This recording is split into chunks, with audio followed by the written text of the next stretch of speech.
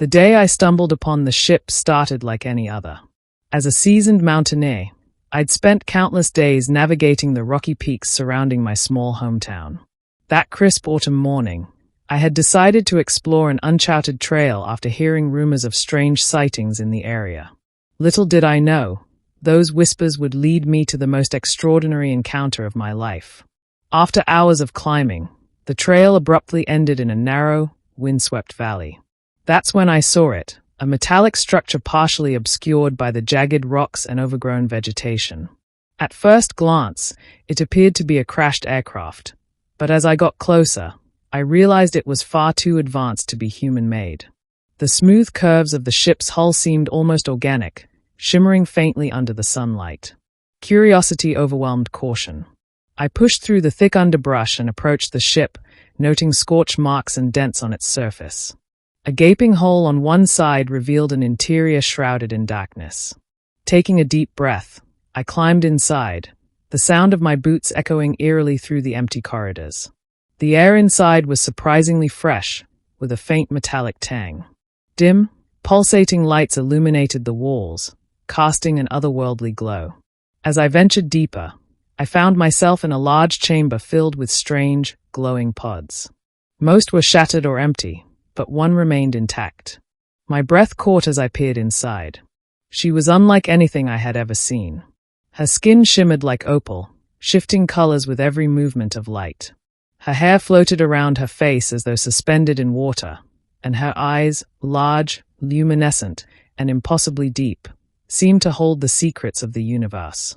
She was alive, though unconscious, encased in a translucent material that pulsed faintly, in rhythm with her breathing. A sudden noise snapped me out of my trance. The ship creaked, and the walls emitted a low hum, as though responding to my presence. My instincts screamed at me to leave, but something about the woman compelled me to stay. Acting on impulse, I reached out and touched the pod. The material dissolved under my hand. Her eyes fluttered open, and for a moment, the world seemed to hold its breath. She looked at me, and I felt an overwhelming sense of connection, as if she could see straight into my soul. Then, she spoke, her voice melodic and resonating in my mind rather than my ears. "Who are you?" she asked. I'm Alex," I stammered. "I found your ship. Are you okay?" Her gaze softened. "My name is Lyara. I need your help." Over the next few hours, Lyara explained her predicament. Her ship had been caught in a cosmic storm and crash-landed on Earth centuries ago. She had placed herself in stasis to survive, hoping her people would find her.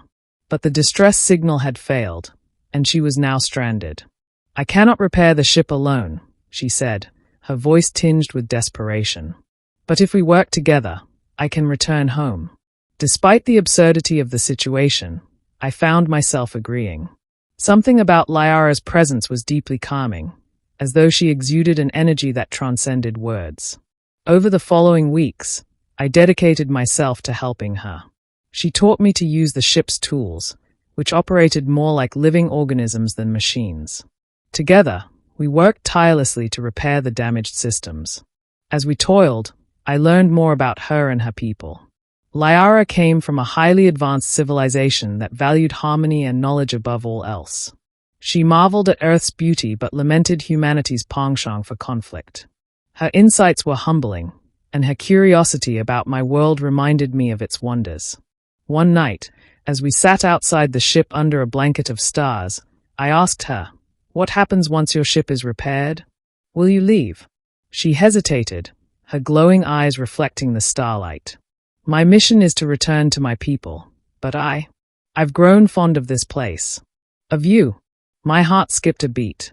Before I could respond, a sudden explosion rocked the ground. We rushed inside to find a group of men armed with rifles and crude equipment.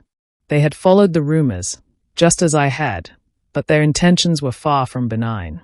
"Step away from the alien," one of them barked. "This ship belongs to us now." Lyara's expression hardened. "They will destroy everything," she whispered. "We must protect the ship." What followed was chaos. The intruders attempted to force their way inside, but Lyara activated the ship's defense mechanisms. Energy shields repelled their attacks, and beams of light disoriented them. Still, they persisted, determined to claim the ship's technology. "We can't hold them off forever," I said, panic rising in my chest.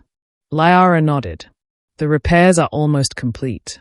If we activate the core, the ship will generate a protective field, but it will drain the remaining energy. I won't be able to leave." Her words hit me like a blow. "There has to be another way," I pleaded. "There isn't," she said softly. "This world may not be my home, but it is worth protecting. And so are you." Tears blurred my vision as she placed a hand on my cheek. "Thank you, Alex, for showing me the kindness of your species. I will not forget it." Before I could protest, she turned and began the activation sequence. The ship hummed to life, and a brilliant light engulfed the valley. The intruders fled, their weapons useless against the impenetrable shield. When the light faded, the ship was silent. I rushed inside to find Lyara slumped against the control panel, her energy drained. She managed a weak smile. "The ship is safe." "You are safe." I held her close, unwilling to let go. "You didn't have to do this," I whispered. She touched my hand. "Every choice I made was mine, and I choose to stay." In the days that followed, we buried the ship beneath the mountain, hiding it from those who would exploit it.